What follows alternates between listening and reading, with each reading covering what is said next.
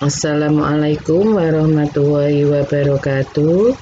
Yang saya hormati Ibu Pasiningsih MED selaku dosen pembimbing mata kuliah Kesehatan dan Gizi Anak. Pada kesempatan kali ini, kelompok 1, kami dari kelompok 1 akan mempresentasikan tentang analisis perbedaan 4 sehat 5 sempurna dan pedoman gizi seimbang. Kelompok 1 ini terdiri dari 1. Ibu Siti Aisyah, 2. Ibu Dwi Fitrianingsih, 3. Ibu Faridatun Nikmah Al-Fatimi, 4. Ibu Nani Wardani, 5. Ibu Diah Nuraini.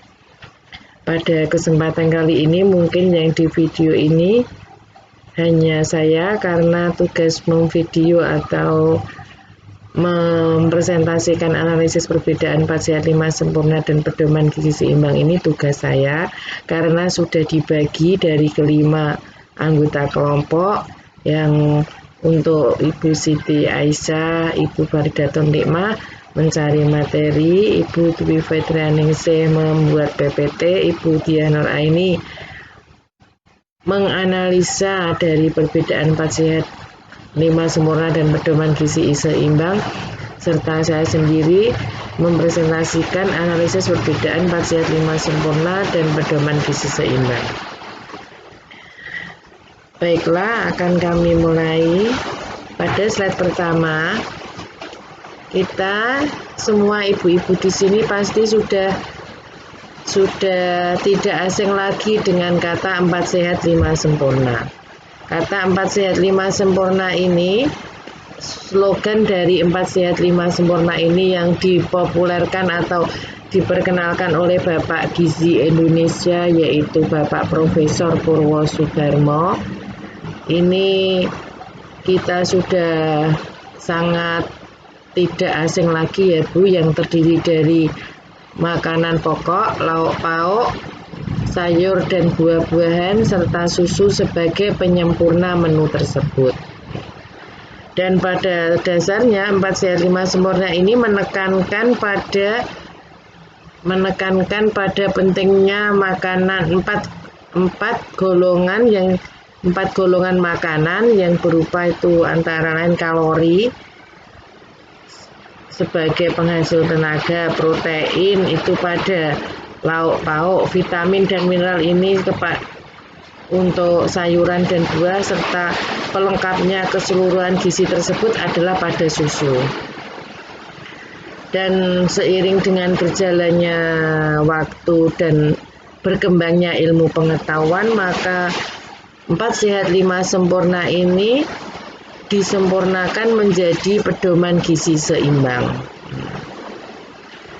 Baik, untuk slide selanjutnya yaitu kita akan mengenal tentang istilah gizi seimbang atau pedoman gizi seimbang. Ini diatur dalam Peraturan Menteri Kesehatan Nomor 41 Tahun 2014. Ini menyatakan bahwa pedoman gizi seimbang ini merupakan susunan kebutuhan pangan sehari-hari setiap manusia yang mengandung zat gizi dalam jenis dan jumlah yang sesuai dengan kebutuhan tubuh kita, dengan memperhatikan prinsip-prinsip dari pedoman gizi seimbang, yaitu dengan 1. Keanekaragaman jenis bahan pangan, 2. Aktivitas fisik, perilaku hidup sehat, dan memantau berat badan secara teratur dalam rangka mempertahankan berat badan secara normal sehingga bisa mengatasi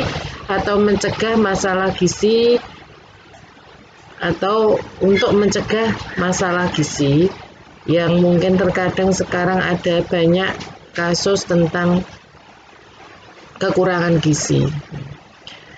Dan pedoman gizi seimbang ini diimplementasikan di Indonesia sejak tahun 1955. Merupakan realisasi dari rekomendasi Konferensi Pangan Sedunia di Roma tahun 1992.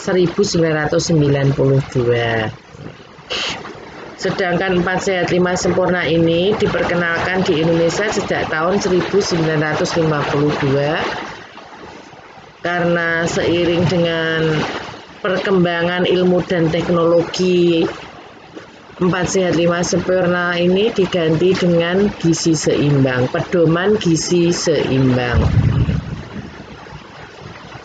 Dan pedoman gizi seimbang ini tuh bertujuan untuk menyediakan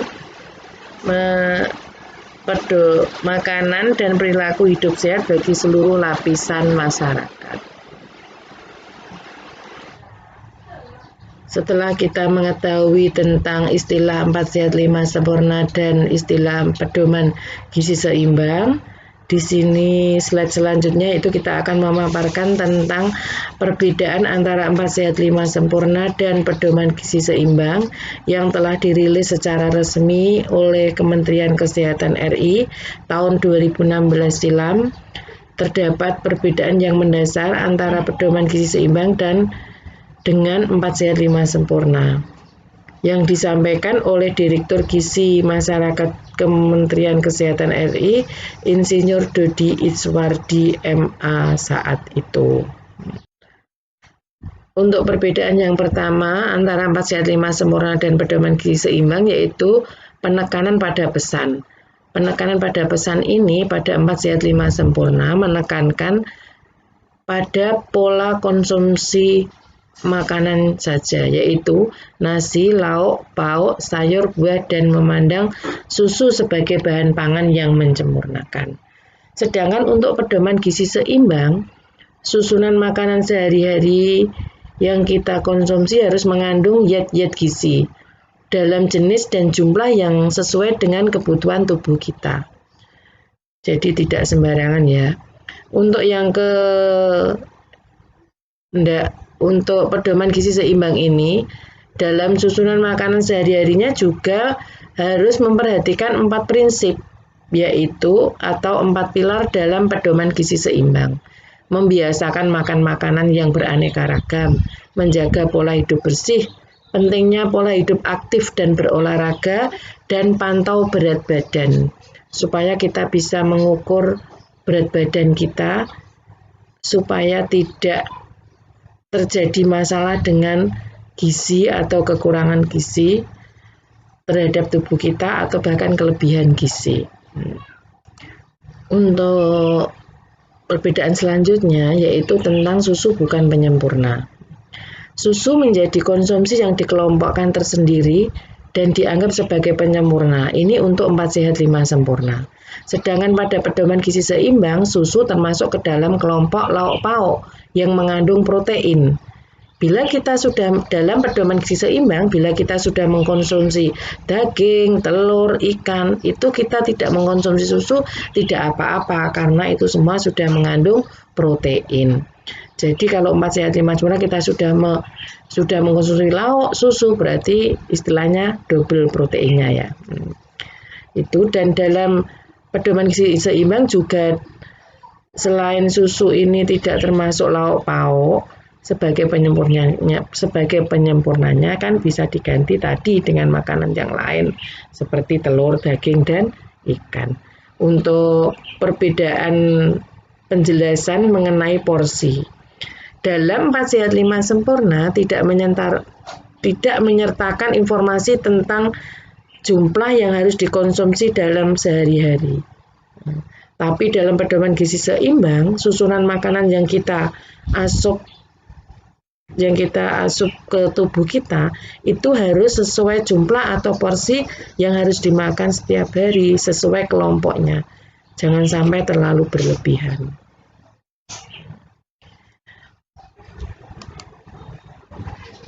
Perbedaan yang terakhir yaitu pentingnya minum air mineral.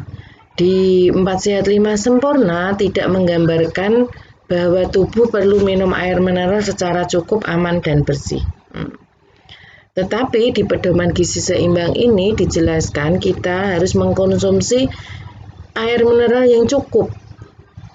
Dan ini sangat penting untuk tubuh kita, yaitu minimal 1 hari 2 liter atau lebih kurang 8 gelas per hari. Minum air putih ini sangat sehat sekali ya Bu. ibu-ibu semua, apalagi kita kaum wanita, itu yang seperti saya alami karena usia saya sudah di atas 40 lebih, itu baru kita rasakan kulit kita itu cepat keriput karena kurang mengkonsumsi air putih. Nah, teman-teman yang masih berusia muda, banyaklah konsumsi air putih. Besok bila berusia di atas 40, kulitnya masih bagus. Itu tadi analisa antara perbedaan 4 sehat 5 sempurna dan pedoman gizi seimbang. Jadi perbedaannya sangat jauh kalau kita bisa menganalisanya. Dalam pedoman gizi seimbang ini sangat komplit sekali dalam pengaturan makanan sehari-hari supaya kita tidak kekurangan gizi untuk saat ini, dan kita juga harus banyak mengkonsumsi air putih. Nah, itu tadi analisa tentang perbedaan 4 sehat 5 sempurna dan pedoman gizi seimbang. Semoga bermanfaat. Saya mohon maaf yang sebesar-besarnya apabila ada kesalahan. Terima kasih. Wabillahi taufik wal hidayah. Wassalamualaikum warahmatullahi wabarakatuh.